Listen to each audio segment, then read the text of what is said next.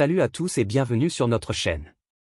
Aujourd'hui, nous allons examiner une actualité brûlante qui soulève des questions pressantes sur la liberté d'expression, le terrorisme et les conflits internationaux.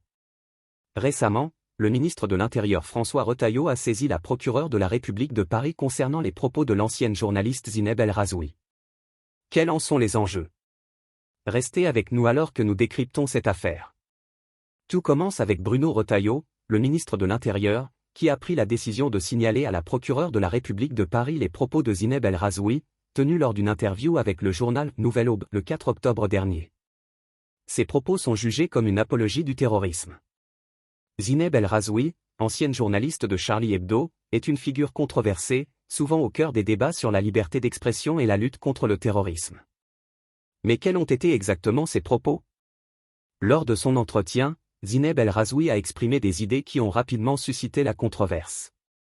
Bien que le contenu exact nécessite une analyse prudente, la question demeure, où tracer la ligne entre la liberté d'expression et la promotion d'idées dangereuses. Les opinions émanent de tous les côtés, certains la défendant comme une voie de la liberté, d'autres appelant à des sanctions pour ce qu'ils considèrent comme une incitation à la violence. Pour mieux comprendre la complexité de cette situation, regardons également le contexte géopolitique. Le 7 octobre, le Hamas a mené une attaque massive contre Israël, tuant plus de 1206 personnes, principalement des civils.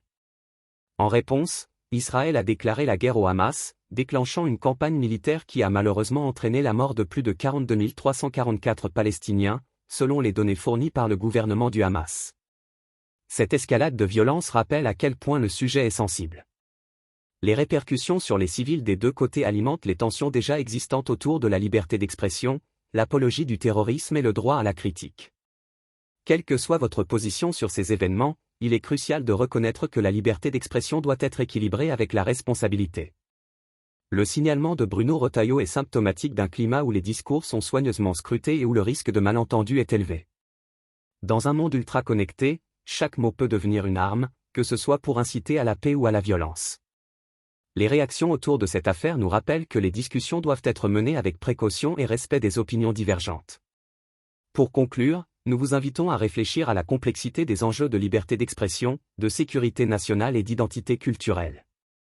Ce qui est dit, et comment cela est interprété, peut avoir des conséquences profondes. Que pensez-vous de cette affaire? Est-ce que Zineb El Razoui a franchi la ligne ou a-t-elle droit à son opinion? Faites-le nous savoir dans les commentaires ci-dessous. N'oubliez pas de liker cette vidéo, de vous abonner à notre chaîne pour plus de décryptage d'actualité et de partager votre point de vue. Merci d'avoir regardé et à bientôt pour une nouvelle analyse.